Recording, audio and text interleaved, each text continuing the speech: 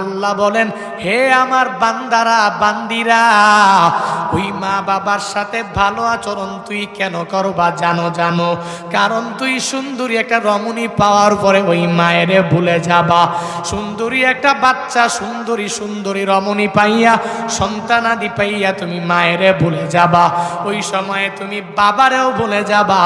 এজন্য তো এ আল্লাহ স্মরণ করে করে বান্দাদেরকে জানা দেয়, এরে আমার বান্দা বান্দির দলেরা, ওই মা বাবার সাথে তোমার ভালো আচরণ করাই লাগবে, করতেই হবে। আল্লাহ স্মরণ করে জানা দেয়, হে বান্দারা, হে আমার বান্দিরা, ওই মা কি পরিমাণ কষ্ট করলেন। বলে হামালাতহু উম্মুহু ওয়াহানান আলা ওয়াহান। ওই মা রেহেমের মধ্যে কষ্টের পর কষ্ট করে করে করে সন্তানটাকে ধারণ করলেন। শুধু কি তাই? বলে না, রেহেমের মধ্যে মা ধারণ করেই তো পরিসমাপ্তি ঘটায় নাই। ওই মা দুনিয়াতে আসার পরে এই সন্তানটাকে 2টি বছর মা দুগ্ধপান করায়। আল্লাহ স্মরণ করে বান্দাকে কেন জানায়া দেয়? যাতে করে এই বান্দা দুনিয়াতে বেঁচে খেয়ে যাওয়ার সময় মাকে ভুলে না যায়। এই বান্দা যাতে করে ওই বাবাটাকে ভুলে না যায়। যেই মা বাবার মাধ্যমে দুনিয়াতে আসলো, ওই মা বাবাকে যাতে করে বান্দাটা ভুলে না যায়। এজন্য আল্লাহ ওসিয়ত করে করে বান্দাদেরকে জানায়া দেয়, এরে আমার বান্দা বান্দির দল, ওই মা বাবার সাথে তোমরা ভালো আচরণ করো, খারাপ আচরণ করো না। ওই মা বাবার সাথে অন্যায় আচরণের মধ্যে লিপ্ত হয়ে যেও না। কেন করবি না? কারণ হলো মা তোমাকে রেহেমের মধ্যে ধারণ করলো, কেমন কেমন কষ্ট করে জানো? ওই মা সকালবেলার খানাটা খাওয়ার পরে গর্ভের মধ্যে ধারণ করে, দুপুর বেলার খানাটা মা খাইতেও পারলো না। যখন অনেক আশা নিয়ে খানার প্লেটের মধ্যে মা বসে গেল, ওই খানার প্লেটের মধ্যে বসিয়া মা 1 লোকমা 2 লোকমা খানাটা দেওয়ার পরে তখন ওই মায়ের পেটের মধ্যে রেহেমের মধ্যে এমন জুড়ে জুড়ে বান্দা তুমি লাথি মেরে দিলা। 1 নম্বরে পেটের ক্ষুধার যন্ত্রণা, 2 নম্বরে পেটের ব্যথার যন্ত্রণা মা সহ্য করতে পারে নাই। মা দৌড়াইয়া বারান্দার এক পাশে গিয়া বিনা বিনা কান্না করে। শাশুড়ি আম্মা যা জিগাইল, ও বৌমা তুমি কেন কান্না করো? বুঝলাম না, খানার পেটটা কি তুমি কেন এক পাশে রাখলা আর ওই বারান্দায় গিয়া কেন চোখের পানি ফালাইয়া ফালাইয়া তুমি কান্না করো? শাশুড়ি আম্মা এই কথা বলার পরে বৌমা তো বলে না আপনার ছেলের মাধ্যমে কোনো কষ্ট পেয়েছি, এটাও বলে না। বলে আপনার মাধ্যমে কোনো কষ্ট পেয়েছি? বলে না, আপনার মাধ্যমে, আপনার ছেলের মাধ্যমে, আমার গর্ভের মধ্যে ছেলের মাধ্যমে কোনো কষ্ট পাই নাই, কারো মাধ্যমে কষ্ট পাইলাম না। তাহলে তুমি কান্নাটা করো কেন? যখন মারে জিগাইল তখন মা তো বলে না। শাশুড়ি আম্মা বলে, হে বৌমা তোমার বলার দরকার নাই, কারণ তুমি এখন যেই পথের যাত্রী, আমিও তো ছিলাম এক সময় একই পথের যাত্রী। যেই সন্তানের কারণে তুমি আমার ঘরের মধ্যে এসেছো, ওই সন্তানটাকে আমি গর্ভের মধ্যে নিয়া আমি মা যেই পরিমাণ কষ্ট স্বীকার করেছি, কত রাত আমি মা ঘুমাই নাই, কত দিনের বেলা সকাল বেলা আমি খাইতে পারলাম না, দুপুরেও খাইতে পারলাম না, রাতের বেলাও খানার পেটটা নিয়ে আমি সরে গেলাম। ওই সন্তানটার প্রসব বেদনার যন্ত্রণা আমি মা সহ্য করে করে এই সন্তানটাকে গর্ভে বড় করলাম। আবার দুনিয়াতে আসার পরে ওই সন্তানটাকে আমি 2টি বছর দুগ্ধপান করাইলাম। এই সন্তানটাকে অনেক মায়া করে করে আমি বড় করলাম। ওই সন্তানের কারণেই তো তুমি আমার বৌমা হয়ে আমার ঘরের মধ্যে এসেছো। শুনে নাও, মা হলে এই কষ্ট হবেই, তবে খানার ব্যাপারে অজ্ঞালামি দেওয়া যাবে না। চলো চলো খানার প্লেটের মধ্যে তোমাকে নিয়ে চলে যাই। ওই মাটাকে, বৌমাটাকে শাশুড়ি আম্মা নিয়া খানার প্লেটে বসাইলো। এরকম নজির প্রমাণ দলিলের বান্দা কোনো অভাব নাই।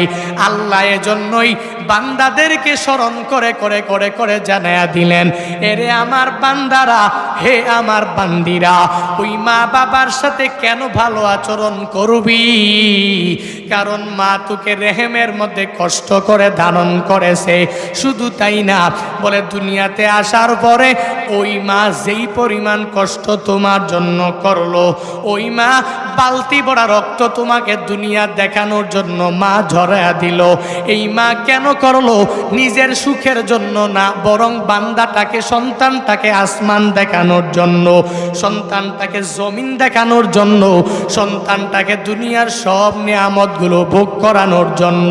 শুধু তাই না, বিভিন্ন মেডিকেল কলেজের মধ্যে গিয়া গিয়া গিয়া তাকায়া দেখবেন, কত মা সন্তানটা দুনিয়ার মধ্যে যখনই আসবে, তখন মা মারা গেল, সন্তানটা দুনিয়ার মধ্যে চলে আসলো।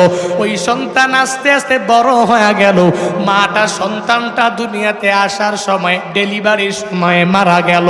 শুধু তাই না, কয়েক বছর আগের এক বান্দা ঘটনা, রাজশাহী মেডিকেল কলেজের মধ্যে এক গর্ভবতী মাটাকে যখন নিয়ে আসা হলো, ওই গর্ভবতী মাকে আনার পরে ওই মায়ের চেক আপ ডাক্তারেরা সবাই মিলে শেষ করে দিল। চেক আপ শেষ করার পরে সিদ্ধান্ত নিয়ে নিবে, বলে এই মাটা দুনিয়াতে বাঁচাতে হলে সন্তান বাঁচানো যাবে না, আর সন্তানটাকে যদি বাঁচাতে হয় তাহলে মাটাকে পাওয়া যাবে না। চেক আপ শেষ করে এই সিদ্ধান্ত নেওয়ার জন্য ওই মহিলার স্বামীকে সবাই তলব করতে লাগলো। দৌড়াইয়া ওই স্বামীর কাছে দৌড়াইয়া গেল, যা বলে, আপনি মহিলার স্বামী, একটা ফল থেকে আর একটা ফল আশাও করা যায় না। বৃক্ষ যদি দুনিয়ার মধ্যে থাকে তাহলে এই বৃক্ষ থেকে বাঁচলে অনেকগুলো ফল আশা করা যাবে। ওই রাজশাহী মেডিকেল কলেজের মধ্যে ওই মায়ের ব্যাপারে ডাক্তারেরা সিদ্ধান্ত নিয়ে নিল, যদি এই মহিলা দুনিয়ার মধ্যে বেঁচে থাকে, সন্তানটা যদি দুনিয়ার বাড়ি ছেড়ে চলে যায়, তাহলে বাঁচলে অনেকগুলো সন্তান এই মহিলার থেকে আশা করা যাবে, বাঁচলে সন্তানও চলে আসবে।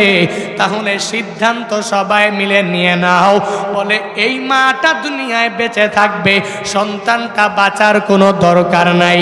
এই সিদ্ধান্ত যখন তারা একে অপরে নিয়ে নিতে লাগলো, মেডিকেল কলেজের মধ্যে শয্যাশায়ী ওই মা চোখের পানি সেরে সেরে দিয়া বলে, ডাক্তারেরা, হে ডাক্তারেরা, শুনে নাও, আমি মায়ের ব্যাপারে, সন্তানের ব্যাপারে যেই সিদ্ধান্ত তোমরা নিয়ে নিলা, আমি মা দুনিয়াতে থাকব, আমার সন্তানটা থাকার কোনো দরকার নাই।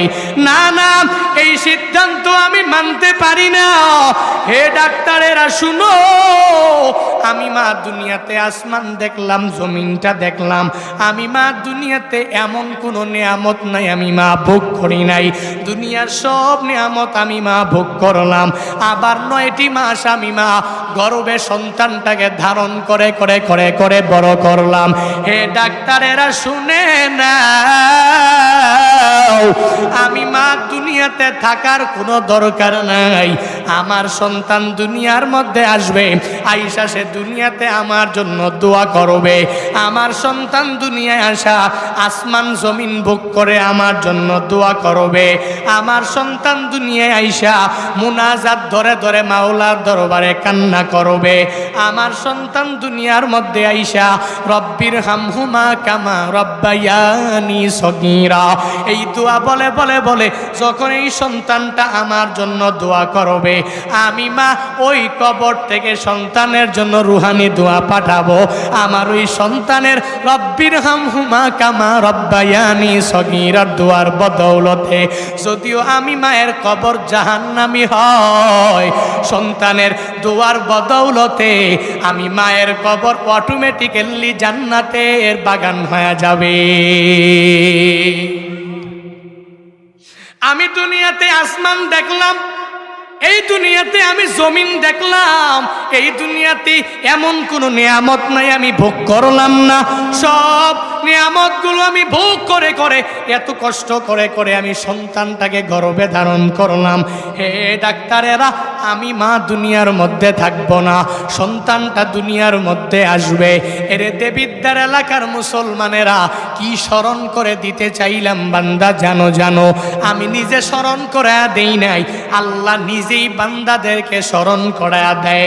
আল্লাহ বলেন, হে আমার বান্দারা, হে আমার বান্দিরা, আমি আল্লাহ ওসিয়ত করলাম ওই মায়ের সাথে বাবার সাথে তুই ভালো আচরণ করু, ওই মা বাবার সাথে কশিন কালেও অন্যায় আচরণ করো না, ওই মা বাবার সাথে কশিন কালেও খারাপ ব্যবহার করো না।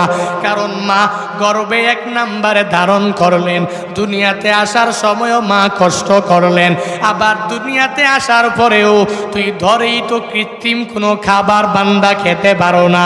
ওই মা তোমাকে 2টি বছর বান্দা দুগ্ধ পান করাইলেন, একটা বারের জন্য মা বলে নাই তুই বিজনেস করতে যাবি, ওই বিজনেস করতে যাওয়ার আগে আমি মায়ের দুধের হকের টাকা তুই দিয়া বিজনেসে যা, তুই দামি বাড়ি করবি আমার টাকা দিয়া, তারপরে দামি বাড়ি করার জন্য রওনা হয়ে যা, তুই দামি গাড়ি ইউজ করে চলবি, আমি মায়ের দুধের হক দিয়া তারপরে গাড়ি কেনার জন্য চলে যা। একটা বারের জন্য মা বলে নাই, তাহলে ওই মা বাবার সাথে কেন ভালো আচরণ করবা না, ওই মা বাবার সাথে কেন সদ আচরণ বান্দা করবা না? আল্লাহ স্মরণ করে করে এই বান্দাদেরকে জানায়া দিলেন, বান্দারা, হে আমার বান্দিরা, ওই মা গর্ভে ধারণ করলেন, অফিসলুহু ফি আমাইন, দুনিয়াতে আসার পরেও 2টি বছর দুগ্ধপান মা করাইলেন। আল্লাহ এখন বান্দাকে আদেশ করে করে জানায়া দেয়, হে বান্দারা, আনিস কুরুলি, 1 নম্বরে আমি মাওলার শুকরিয়ায় নিমজ্জিত হয়ে যাও। 1 নম্বরে শুকরিয়া হবে কার? আরো জোরে বলেন। 1 নম্বরে শুকরিয়া করো আল্লাহর, 2 নম্বরে মা বাবার শুকরিয়া আদায় করো। আল্লাহর শুকরিয়া কেমনে করব? নামাজ পড়ার মাধ্যমে নাকি সারার মাধ্যমে? রোজা রাখার মাধ্যমে নাকি সারার মাধ্যমে? আল্লাহর শুকরিয়া আদায় করো, নামাজ পড়ার মাধ্যমে শুকরিয়া আদায় করো, আর রোজা রাখার মাধ্যমে বান্দা শুকরিয়া আদায় করো, নেক আমল করো, যা কিছু করো সব আল্লাহর শুকরিয়া আদায় করার মাধ্যমেই, এই নেক আমলগুলো করার মাধ্যমেই শুকরিয়া আদায় করো। আল্লাহ বলেন, 1 নম্বরে আমি মাওলার শুকরিয়া করো, 2 নম্বরে মা বাবার শুকরিয়া করো। এর মানে কি বান্দা জানো? এর মানে হলো মা বাবার থেকে দোয়া নিয়া নিয়া নিয়া নিয়া চলো। এর মানে হলো মা বাবার থেকে বদদুয়া নিয়া বান্দারা চইল না। কারণ তুই আমি মাওলার শুকরিয়া আদায় করার পরে ওই মা বাবার দোয়া নিয়া যখন চলবি, তোর নামাজ আমার মাওলার দরবারে কবুল হয়ে যাবে, তোর রোজাও মাওলার দরবারে কবুল হয়ে যাবে, তোমার নেক আমলও মাওলার দরবারে কবুল হয়ে যাবে। কারণ মা বাবার দোয়া নিয়া নামাজ পড়লে কবুল, রোজা রাখলে কবুল, নেক আমল করলেও বান্দা কবুল। আর নামাজ রোজা নেক আমল করো, আর ওই মায়ের দোয়া নিয়া নিয়া বান্দা তুমি চলতে পারলা না, খোদার কসম করে বলি, ওই মায়ের অসন্তুষ্ট নিয়া যদি বান্দা কবরে যাও, যত বড় নামাজি, যত বড় রোজা রাখনেওয়ালা, যত বড় নেক আমলওয়ালা হও না কেন, তোমার এই নেক আমল তোমাকে জান্নাতে নিতে পারবে না, ঠিক কিনা? কাবা শরীফের বড় ইমাম আব্দুর রহমান আস-সুদাইস চিনেননি? নাম শুনেছেন অনেক। আল্লাহর বান্দা কোরআন তিলাওয়াত শুনে, এই আল্লাহর বান্দার কোরআন তিলাওয়াতের মধ্যে এত মজা, এত মজা, বাড়িতে যাইয়া ইউটিউবের মধ্যে একটু সার্চ লাগায়া শুনে নাও। আব্দুর রহমান আস-সুদাইসি কাবার ইমামের তিলাওয়াত ভাঙ্গা ভাঙ্গা কণ্ঠ দিয়া এত সুন্দর করে মায়া লাগায়া তিলাওয়াত করে, মনে হয় আসমান থেকে এখনই মনে হয় কোরআন নাজিল হচ্ছে। আল্লাহর ওই বান্দা 37 বছর পর্যন্ত কাবার ইমাম, 35 37 বছর পর্যন্ত আল্লাহর ওই বান্দা কাবার ইমাম, মক্কার বড় ইমাম, মদিনারও আল্লাহর বান্দা বড় ইমাম, এত দামি ইমাম, এত সম্মান। বাইতুল্লাহ যেই বান্দারা যাবে ওইখানে গেলে বান্দা দেখা যায় ওই বাইতুল্লাহর ইমামদের কি পরিমাণ পাওয়ার, কি পরিমাণ দাম। আল্লাহ দুনিয়াতে এদেরকে কি পরিমাণ সম্মান জানাইলেন, আল্লাহ দুনিয়াতে কি পরিমাণ মর্যাদা ইমামদের বাড়াইলেন। আব্দুর রহমান আস-সুদাইসি অনেক বড় একজন দামি ইমাম, আল্লাহর এই বান্দা 37 বছর পর্যন্ত হয়েছে, আজও পর্যন্ত একটা লোকমা বাইতুল্লাহ খায় নাই। কেন জানো? মানুষ কেন তার তিলাওয়াত শুনে এত কান্না করে? গত রমজানে আমি যে তাকায়া দেখি, নিজের চোখে আমি তাকায়া দেখলাম ইন্দোনেশিয়ান এক বৃদ্ধ ওই হুজুরের তিলাওয়াত শুনে শুনে চোখের পানি ফালাইয়া দাঁড়ায়া কান্না করে। এক পর্যায়ে দাঁড়ানো থেকে মাটির মধ্যে পড়ে যাইয়া তবুও নিয়ত ছাড়ে না, আবার দাঁড়ায়া যায়। এত বৃদ্ধ মানুষ ওই হুজুরের কোরআন তিলাওয়াত শুনে চোখের পানি ফালাইয়া কান্না করে। আল্লাহর ওই বান্দাকে জিজ্ঞেস করা হলো, হে কাবার ইমাম, আপনি শুনেন, আপনি এত বড় দামি ইমাম কেমনে হয়ে গেলেন? সাংবাদিকেরা জিগাইল, আল্লাহর ওই বান্দা জবাব দিয়া দিল, আমি কাবার ইমাম হওয়ার পিছনে আমার নিজের কামালিয়াত না, বরং মায়ের দোয়ার বদৌলতে আল্লাহ আমাকে কাবার ইমাম বানিয়েছে। বাড়ি আমার মক্কা।